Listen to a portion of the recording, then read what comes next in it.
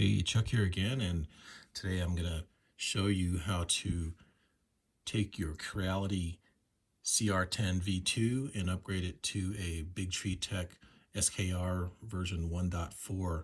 But first I'm going to tell you what happened. So this is my Creality 3D V2 board, and this is, I let out the magic smoke, I guess you can say. And right here is a capacitor that burned up, and these boards are about, I don't know, about $75, $78 on Amazon. And when I went to buy a new replacement board, I decided just to go ahead and upgrade to the Big Tree Tech SKR 1.4. And let me just show you what happened. Basically, if you ever try to install one of these on your CR-10 V2 using the pinout that you'll see online on the Creality website, you're gonna blow up your board. You're gonna do what I did. You'll fry this capacitor right here. So it's like about a, I don't know, 50-cent part, but if you go to Mouser and order these, you know, the shipping's like $8. So I did order a couple that I think will match this, but I haven't received them yet. They're a little bit slow on shipping. So I decided just to go ahead and go with the Big Tree Tech. But let me go ahead and just show you just what not to do to blow up your board. So if you have your BLTouch or your 3D Touch, you know, this thing right here, and you look at the wire, basically it's going to be your ground, positive, and your signal wire. And if you look on the printer where they want you to plug it in, don't follow what they say. The first one's positive, the second one's signal, and the third one, D11. I'll talk about the D11 in a second here when I disassemble the Big Tree Tech. But D11 will actually go over to the white wire on your BLTouch. So positive signal, and then your white wire on your BLTouch. And then the ground, this brown wire right here, will actually go to the last pin on the printer. So on the back of the printer, if you have one of these and you're trying to upgrade, follow this. Actually, don't follow this, because I've heard that they've changed stuff around. So the way I found out what these were is I used my multimeter to check continuity between the pins on the back of the printer and the wires that came out inside my enclosure. So anyway, that's how you hook it up. And the way you hook it up, you don't have to use the ground on the double wire here. So if you don't use the ground, that's fine, because the ground on this wire is connected to the ground on the servo wire. So that's how not to blow up your CR-10 V2 board. But if you want to upgrade, or you did blow up your board, this is how you're going to connect it. So this, I'll try to replace that capacitor and see if that's the only thing that blew. But in the meantime, I have my trusty, it's like, I don't call it trusty, I guess. I have my Big Tree Tech SKR 1.4. So what I'm going to do is I'm going to just disassemble this, because I have it all working except for the run-out filament detector. So let me just go ahead and just show you my setup. So I have the TFT35 E3 version 3.0. Excuse me. And I did upgrade the software on this. Go to their GitHub page and follow their instructions, and you should be fine. Just follow the pictures and make sure you copy the right files to your SD card, and it'll do the upgrade fine. So I had a little bit of problem, got some errors, but if you follow their instructions, it works. Let me just move over to the back of this real quick. Excuse me, I got something in my throat. The wireless module I was able to get programmed using the platform IO, but it's a lot easier to hook onto the back of your TFT card. It just works right out of the box. If you put it onto your main board, you'll have to do some configuration with your serial ports. So I originally had it on here. I could not get it to work, and I I had my serial ports messed up, but this was the easiest way to get it working. Maybe one day I'll try to get it onto the main board. So let's just go ahead and look at some of the ports and do the disassembly. So these are pretty self-explanatory. These are your normal EXP1, EXP2 ports, and those go right to your board, your main board, and they're marked the same EXP1 and EXP2. So let's just go ahead and pull those out. All right, so the next part that is going to be a little bit confusing is that you have this serial RS-232 port here, and it only goes in one way. So it's keyed, so it only goes in one way. But what I'll show you on the main board is that when you plug it into your SKR, I'm just going to unplug it here. It comes with a loose wire. This is your reset pin. So you're going to want to plug it in with the reset pin on the inside of your SKR board. So the reset pin is this leftmost pin if you're looking at the SD card right here. And if you look at the bottom, kind of hard to show right here. And if you look at the bottom, it's going to say reset right here. So make sure you just follow that. So let's just go ahead and disassemble, and I'll explain the cables that you're gonna need to hook up to your SKR board. So let's just take a closer look here. So some of these wires are kind of tight because I have it pulled out. But in any case, let's pull out the first one here. This says TB. This is your thermistor for your heated bed, and on the board they do mark TB, so that's really easy. So let's just go ahead and pull that thing out, because that's really tight. So I can pull the board out a little bit more if I get this plug out. Let's see. I don't want to break the wire. Okay. TB. Okay, let's continue disassembling this so you know. The wire marked thermistor is going to go on this TH0 port right here. Let's see, did you see that label? Let's pull it around again so you can see it. It says thermistor. Go ahead and connect that to your TH0.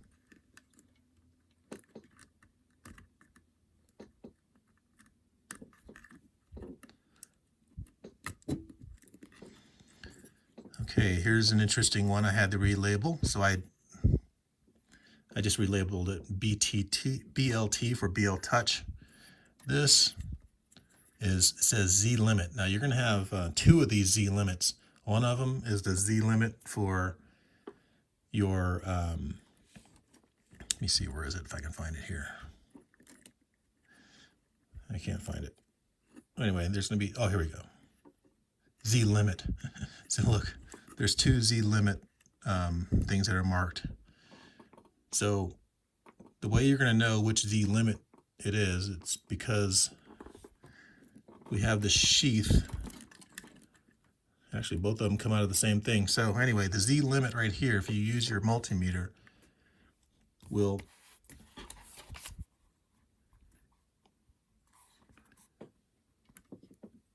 be your servo. So basically, it will be this signal right here. So this is connected into the servos right here. It says servos right there, and it's kind of hard to see. But anyway, here's your Z limit for your BLTouch. It's not really Z limit, but this is your BLTouch essentially. If I can get it out. So this basically is the same plug as this. So if you use the back of your CR-10 V2 board, because there's a little bit, there's a printed circuit board back there that has a plug in it. So you'll plug this, you'll basically make sure you pin this correctly to the back of your printer using this, you know, positive signal and ground, Don't plug 3 in a row, or otherwise you'll blow up your board. And make sure you use your multimeter. So anyway, this is the Z limit that's not marked correctly. Okay, let's just continue here. Now this is an interesting one. This one is marked D11. And I did say that there's a D11 here. So basically this D11 wire right here is the same as this white wire on your BLTouch. The BLTouch white wire is D11 if you plug it in to this third pin on your printer. But go ahead and make sure you use your multimeter and check this. Check the continuity between this pin and D11. And what I did is I took the DuPont housing off and just shrink wrapped the pin so that, you know, I wouldn't get any shorts. But this will plug into the probe. You can see right here, it says, well, it's kind of hard to see, I guess. It says probe in there, and it is 0.10 for the probe. And the back of the SKR 1.4 board is just very well labeled. It tells you the port number that you're going to be using in your Marlin configuration firmware. So let's go ahead and pull out D11, which is your probe. Let's see what else I have on this. Z limit. You have Z limit, Y limit, and X limit right next to each other on the board. Z, Y, and X limit. So let's just go ahead and pull these out. Pull the Z limit first. And what you'll notice is that on the SKR 1.4 board, it has 3 pins, but you only get 2 pins on your CR-10 plug. So what you're going to have to do is take your wire cutters or your cutters and cut off this one side of the plug so you can fit it in just using these left 2 pins right here. Just the 2 pins on left, 1, 2, and it's keyed. So you'll have this one, I don't know what they call this, but you cut off the second one and you have this only just one, and it fits right into the plug, no problem. But so you'll not use the third pin, which is the 5 volt. So the 5 volt's not used, but you'll use the 1.27 and the ground for your Z limit, and the same thing for Y and X. Do not use the 5 volt, and just put the 2 pins on the left side. So let me go ahead and get rid of the Y limit and the X limit.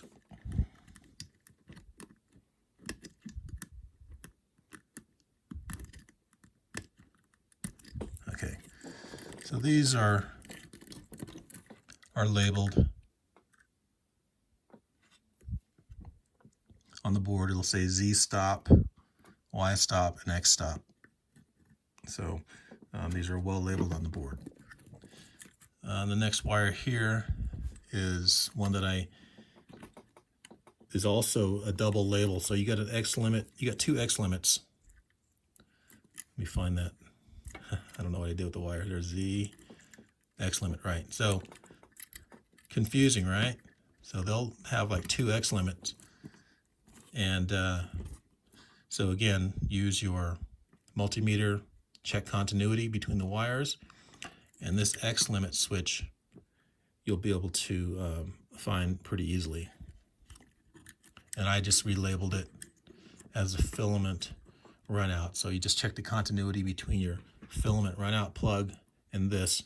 Now this I have not been able to get my filament runout detector to work yet, but I'm pretty sure this is the correct plug. So filament detection goes into, and I'll show you the label. I think it says E0 DET. If I pull this out, come on, baby. Yeah, I don't want to break any wires, but gotta get this out.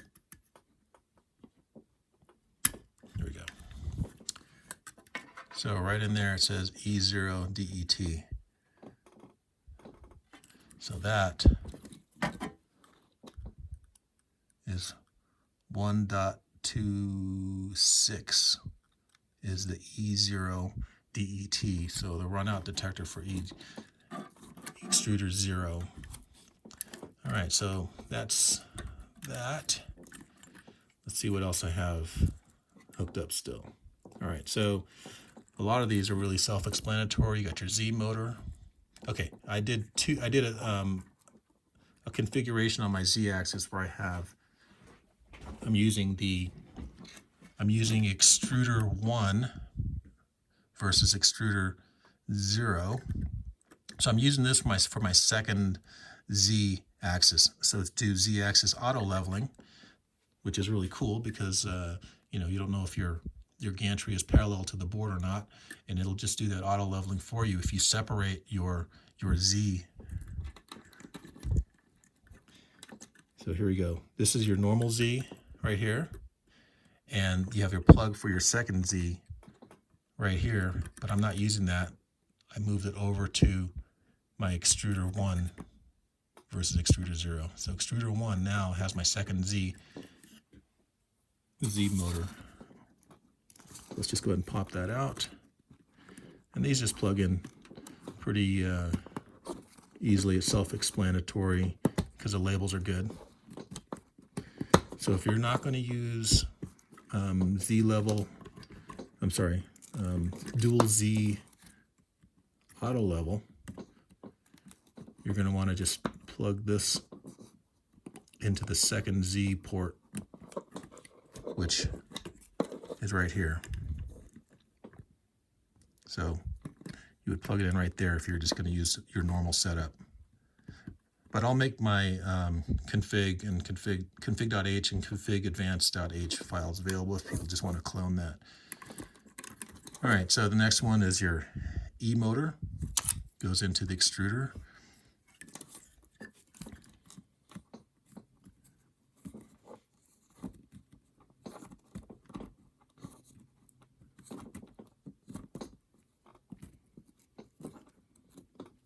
Thought these would be a lot easier to pop out, but oh well.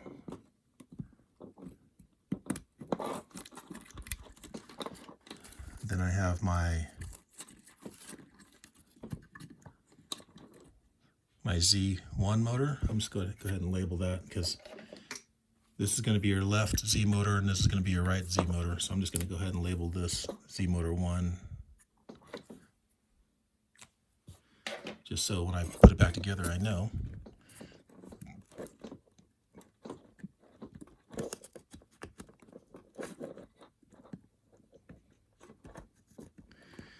Sorry, this is pretty tedious if you're watching this video, but it'll help you just wire your stuff up. And your Y motor goes to here. This is the second one from the end.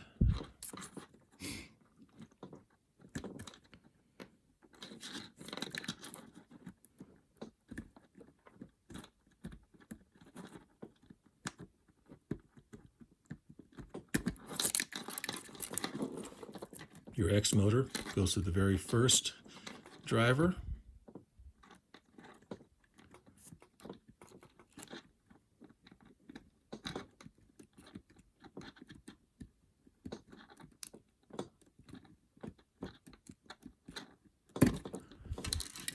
Now we're almost done here. These are fan connectors. I would advise plugging in your fans at the very end. So this fan right here goes to the rear case fan. And this fan right here, I put on the front case fan. So I already unplugged that one. The wire is right here. So you'd have a case fan on the front one corner and you'd have the other case fan on the back corner here.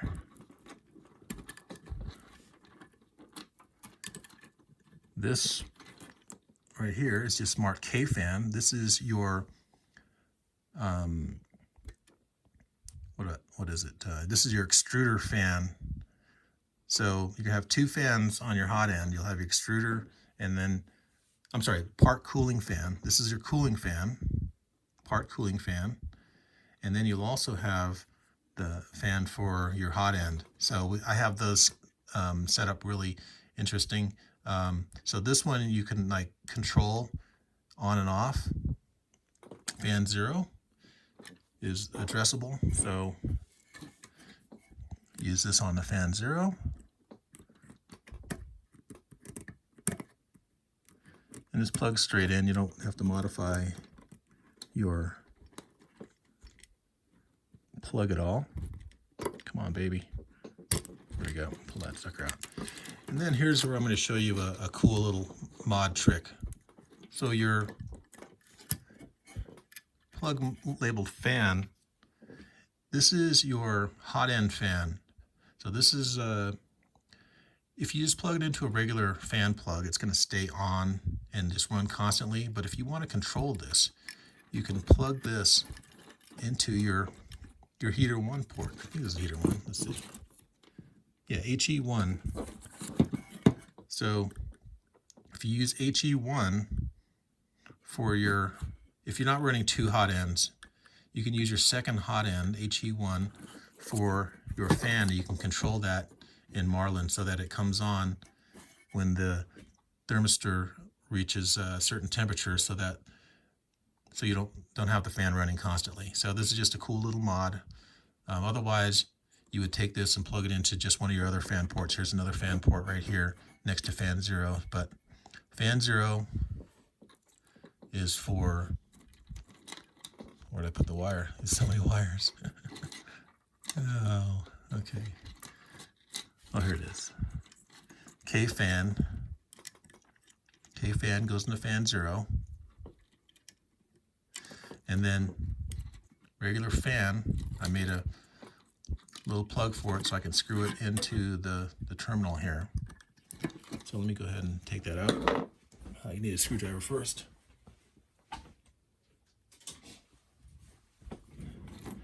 And watch your polarity. So, you know, you got red, black, but for the heated bed, it's black, red. And then your power into the board, am I out of focus here?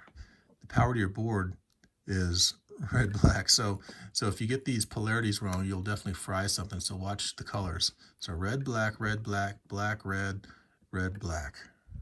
So let me go ahead and take out the wires for the hot end fan off of HE1. So I'm going to be able to control this. So yeah, I just made this little plug for it. So instead of putting these thin little wires in here, I just kind of made up this plug.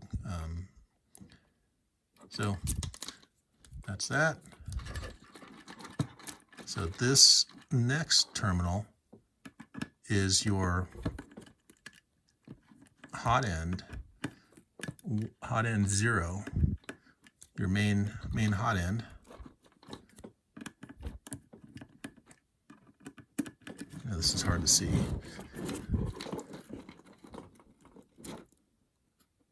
So I went and soldered the end. Chris Riley is a guy I watch on another channel.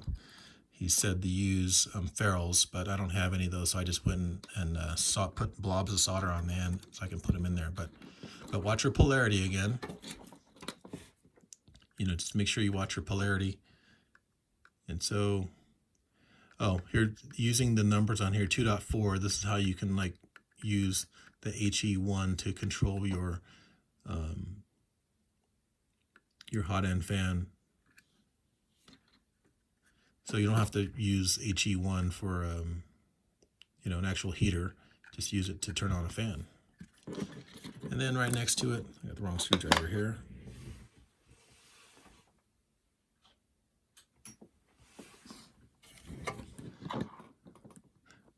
These two wires right here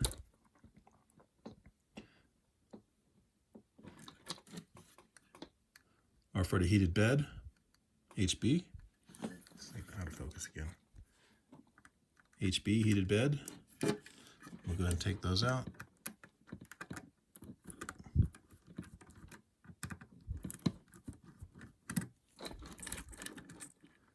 Those are already soldered from Creality. And then next to it is going to be the power to your power supply. And again, watch your polarity, plus, minus, minus, plus. So it's opposite for HE0 in your heated bed. And I'm sorry, yeah, opposite for this, and this is also opposite for your DCN.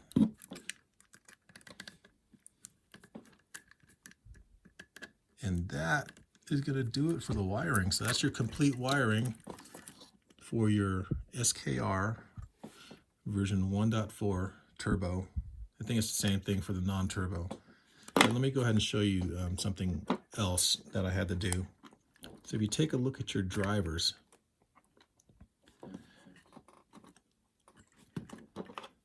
they say cut this pin off for any axis you're not using smart homing on. Sensorless homing. So for the Z, E0, and E1, which I'm using for my second Z axis, I went and I bent the pin back right there. So they say cut it off, but you can bend it and get it out of the way. So it's a little tip there if I ever want to use this driver for anything else. So this is the 2209 driver, TMC 2209.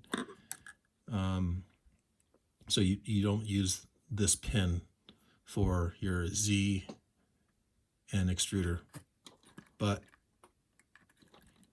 you will use the pin for your X and Y axis because you want to use sensorless homing. So just go ahead and pull this out real quick.